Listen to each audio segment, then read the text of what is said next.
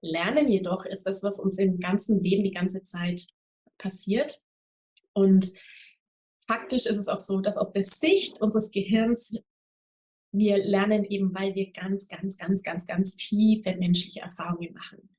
Wir lernen und wir entwickeln uns als Mensch aus dem Leben heraus.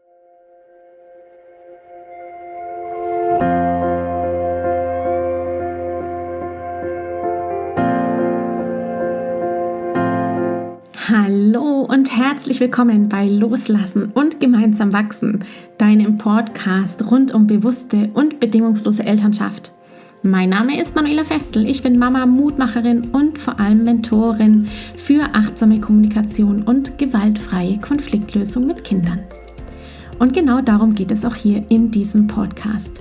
Ich zeige dir, wie du deinen Weg in eine bewusste, authentische und bedingungslose Elternschaft findest und Konflikte schließlich mit deinem Kind achtsam, respektvoll und gewaltfrei lösen kannst. Ganz ohne Schimpfen und Bestrafen. Bist du bereit? Na, dann lass uns loslegen. Hallo, herzlich willkommen. Schön, dass du wieder da bist, hier bei Loslassen und gemeinsam wachsen. Heute geht es um Lernen, Fehler machen und wachsen.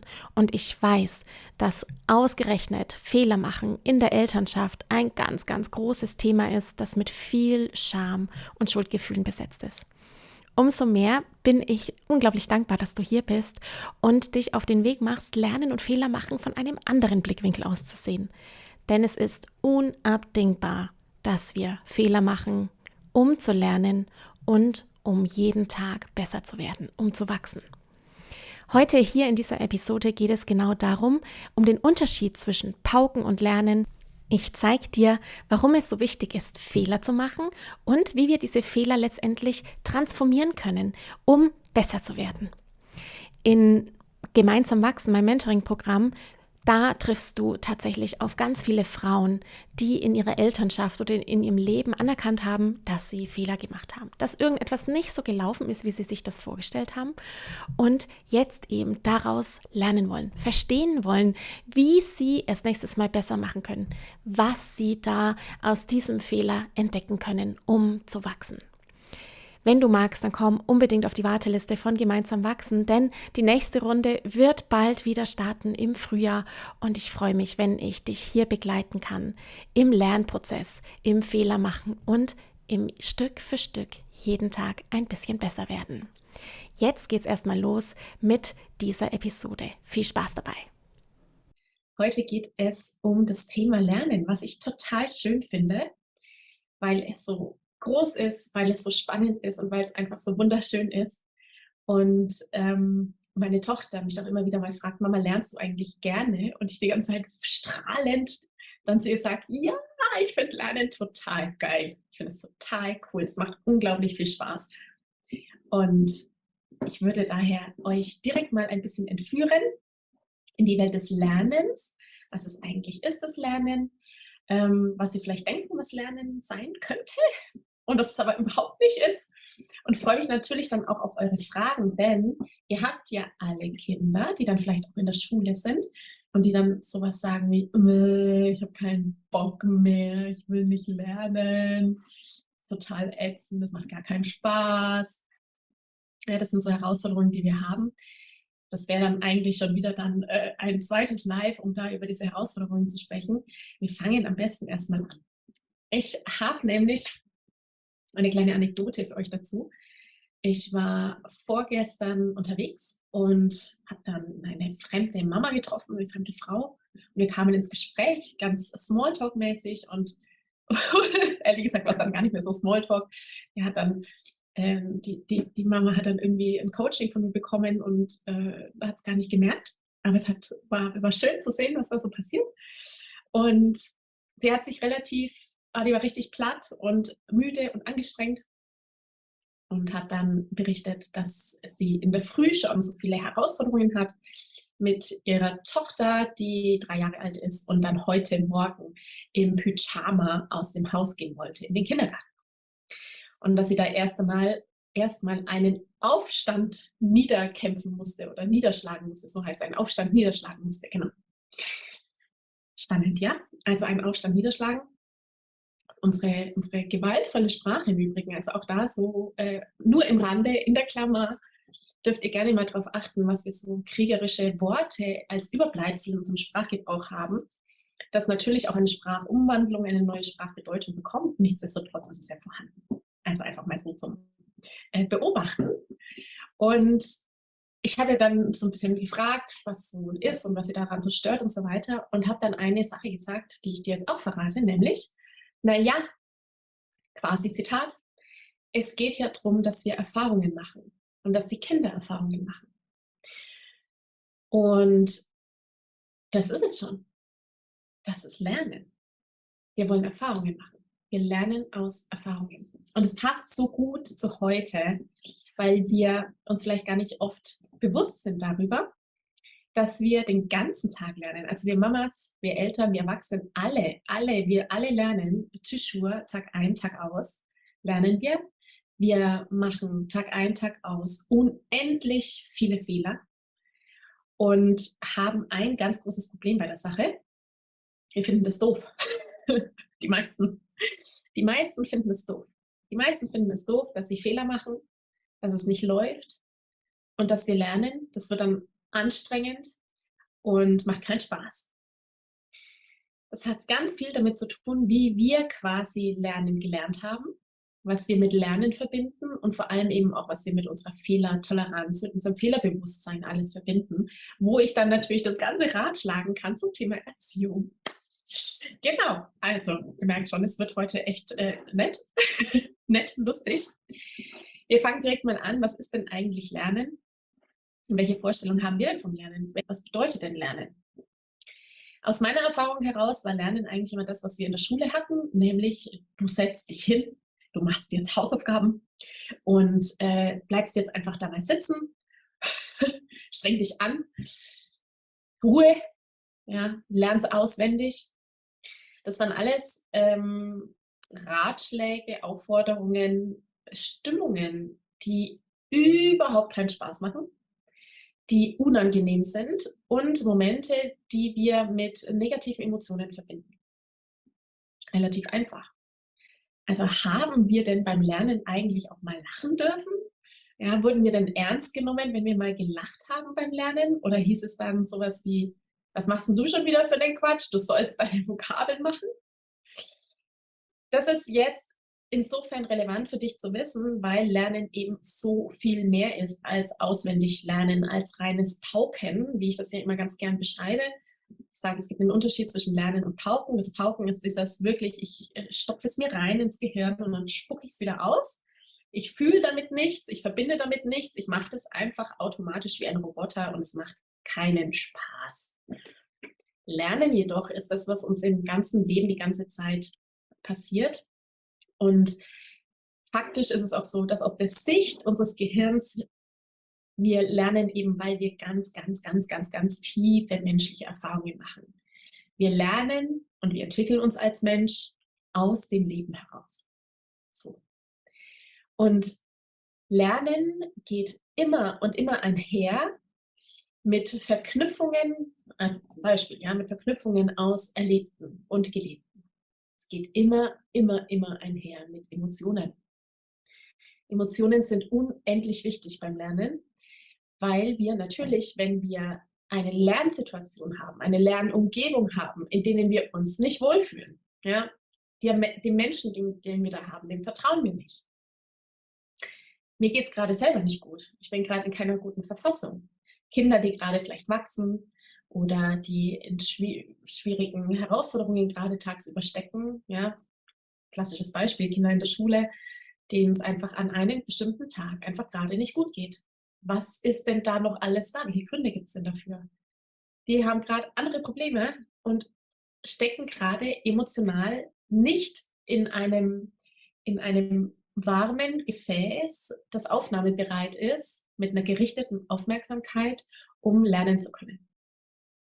Was auch wieder uns Eltern dazu führt und auch Lehrer und Lehrerinnen natürlich und alle, die eben in irgendeiner Form Kinder begleiten und ihnen was zeigen wollen, sie begeistern wollen, sie in einer warmen, schönen Atmosphäre helfen möchten, was aufzunehmen, weil dann geht es nämlich auch von ganz alleine, Die dürfen sich immer und immer wieder fragen, wie geht es meinem Kind eigentlich gerade?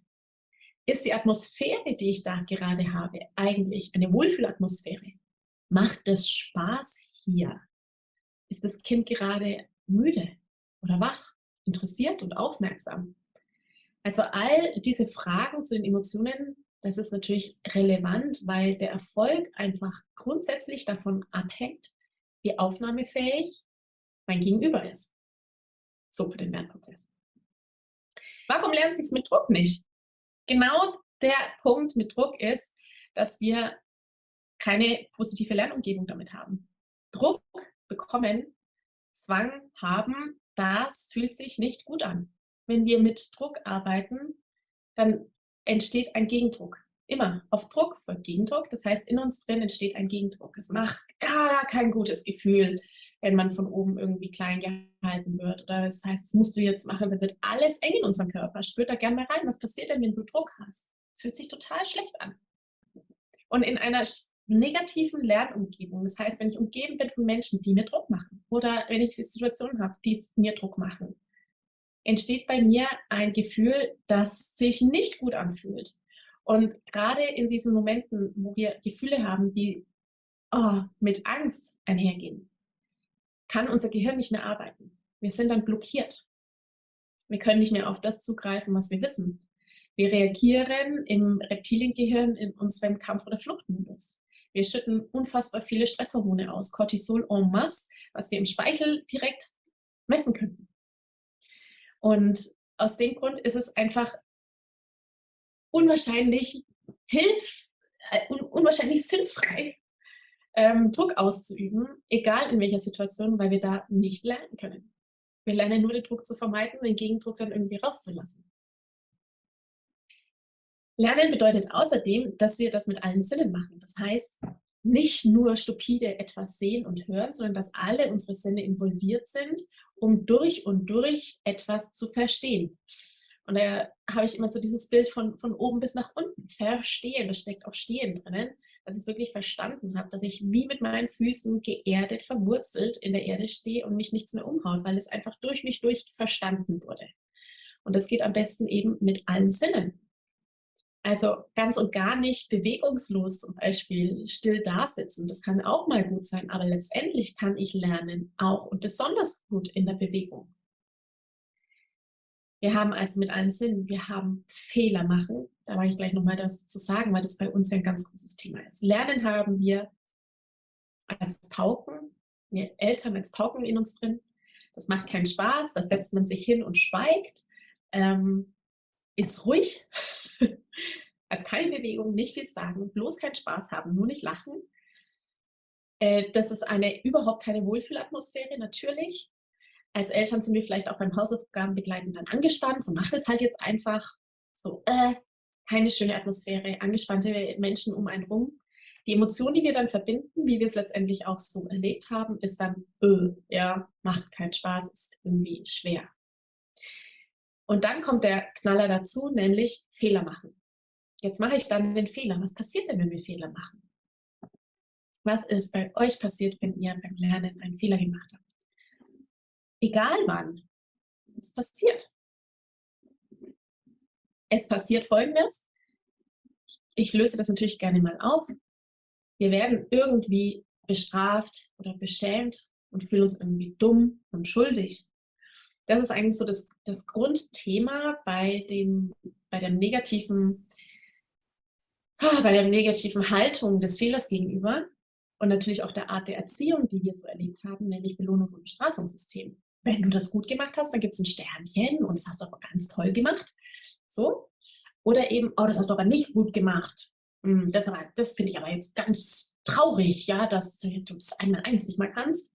Ja, das macht mit uns irgendwie ein Schamgefühl. Das erweckt wieder Emotionen in uns, die sich gar nicht gut anfühlen. Und wenn wir Fehler quasi sehen als etwas, das es zu vermeiden gilt, dass ich das nicht haben will, weil dann bin ich sichtbar, ich bin kritisierbar, ich kriege vielleicht einen Vorwurf, ich fühle mich schlecht, da kommt Scham in mir auf, ich fühle mich schuldig, ich fühle mich dumm, ich bin ja gar nicht wichtig, ich bin ja gar nicht wertvoll. Das macht was mit uns. ihr Lieben. Das macht ganz viel mit uns. Und natürlich auch mit unseren Kindern, wenn das so ist. Das heißt, Fehler sind unabdingbar, auch in der Elternschaft, unabdingbar und maximal notwendig, um zu wachsen. Maximal notwendig, um den nächsten Entwicklungsschritt zu gehen. Um das, was ich da habe, in meinem Lernprozess zu verstehen. Fehler sind großartig. Wenn wir keine Fehler machen würden, würden wir uns gar nicht weiterentwickeln. Das heißt, grundsätzlich dürfen wir Fehler feiern, wirklich feiern. Es gibt so einen ganz netten Spruch, wie wird man Chef von IBM, indem man seine Fehlerquote verzehnfacht oder verhundertfacht. Ich kann also nur aufsteigen, wirklich aufsteigen, wenn ich richtig viele Fehler mache. Und wenn ich, jetzt kommt's, gut und wertvoll mit diesen Fehlern umgehe. Wenn ich die sehe und anerkenne und mich darüber freue, dass ich hier wieder eine Chance habe, was zu lernen. Es in der nächsten Runde besser zu machen. Denn das ist letztendlich der Lernprozess. Der Lernprozess ist, dass ich eine Sache machen möchte, also dass ich dann ein Ziel habe, zu dem ich hin möchte, dass ich mir überlege, wie das gehen kann, dass ich es dann ausführe. Ja, die Kinder machen Experimente, wir handeln irgendwie, wir sagen irgendwie was und dann überprüfe und bewerte und mich frage, auf dem Weg der Reflexion, auf dem Weg der Auseinandersetzung, wie war das jetzt eigentlich? Was war jetzt gut? Was war nicht so gut? Was hat gut funktioniert, was hat nicht so gut funktioniert? Um es dann zu verändern, um dann mein Verhalten zu verändern als Grund meines neuen Wissens, das ich daraus gezogen habe. Und dann geht es in der Spirale aufwärts. Das heißt grundsätzlich unendlich wichtig, dass wir unsere Fehler einfach freuen für unsere Fehler, die das sind. Das brauchen wir, um wirklich lernen zu können. Beim Lernen haben wir es natürlich auch grundsätzlich so, dass wir eine Sinnhaftigkeit suchen. Das ist uns angeboren, dass wir natürlich wissen möchten, welchen Sinn das alles hat. Also die Suche nach dem Sinn, das ist was ganz Elementares, Menschliches. Das zeigt sich auch natürlich im Lernen wieder. Die Maria Montessori, die ich ja sehr stark feiere. Es gibt so ein paar ganz großartige Pädagogen und Maria Montessori, ja, den Satz kennt ihr sicherlich auch, hilf mir es selbst zu tun. Auch das ist natürlich wichtig, dass ich im Prinzip sehen kann und hören kann von Vorbildern, von Mustern, dass ich Muster eben habe und dass ich dann aus diesen Mustern lerne, dass ich die Muster erkenne und sie dann wieder wiederhole.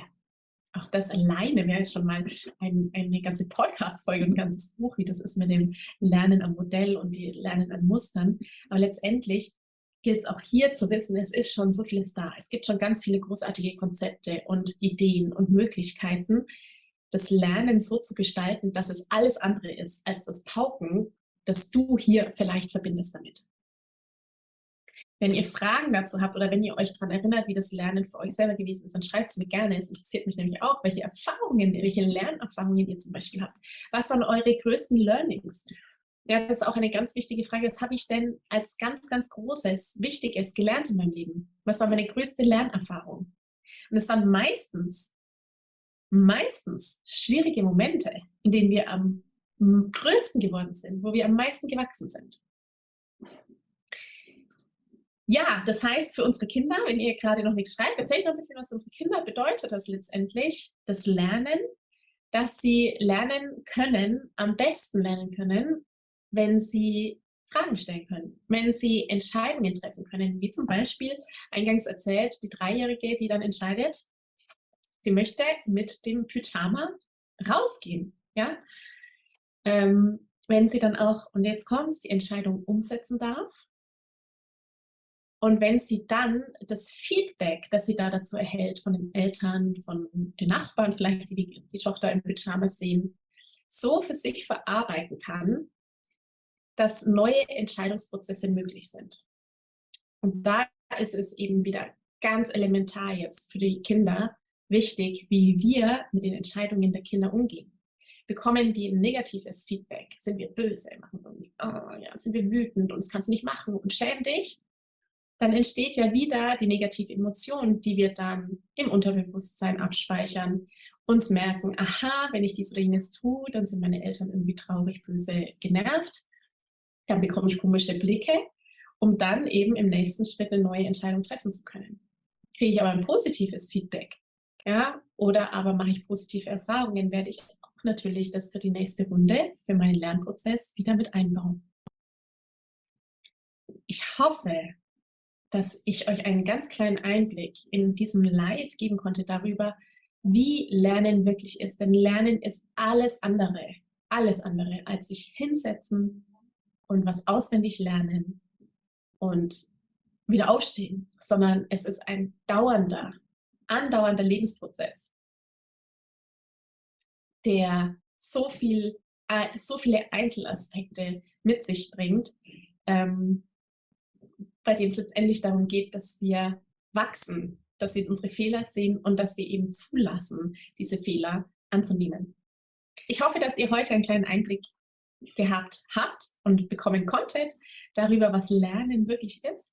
Und schickt mir gerne eure Herausforderungen auch im Alltag, den ihr habt, wahrscheinlich mit euren lernfreudigen Kindern, die so mega neugierig sind, zu entdecken und zu forschen und zu lernen. Und ich kann euch nur mitgeben, helft mit dabei, diese Lernfreude zu behalten. Wir sind von Grund auf Entdecker und Forscher und wollen wachsen und lernen. Und es ist wunderbar, wenn unsere Kinder das behalten können. Und wir hören uns sicherlich bald wieder. Tschüss. Ich danke dir von ganzem Herzen, dass du dir heute Zeit genommen hast, diese Podcast-Folge anzuhören. Wenn du noch mehr Impulse, Ideen oder Inspirationen auf deinem ganz persönlichen Weg zur bewussten und bedingungslosen Elternschaft suchst, dann abonniere unbedingt meine Newsletter oder du folgst mir auf Instagram, Facebook oder Telegram. Möchtest du wissen, welche Kommunikationsstones sich in deinen Alltag eingeschlichen haben und mit welchen leichten Tricks du Konflikte mit deinem Kind vorbeugen kannst? Dann hol dir mein kostenfreies E-Book. Du findest es unter sprachzeichen.de/40-Sätze. Wenn auch du mal eine Frage stellen möchtest, dann komm am besten auf meine Warteliste von Gemeinsam wachsen, meinem 12-wöchigen Mentoring-Programm von der Wut zu Respekt und liebevollen Eltern-Kind-Kommunikation. Das findest du unter sprachzeichen.de/gemeinsam-wachsen-Warteliste. Wenn dir die Folge gefallen hat, freue ich mich natürlich riesig über einen Kommentar und natürlich, wenn du die Folge bei deinen Freunden und Freundinnen teilst und meinen Podcast abonnierst. Jetzt wünsche ich dir aber alles Gute. Wir hören uns sicherlich bald. Viele liebe Grüße. Ciao, ciao.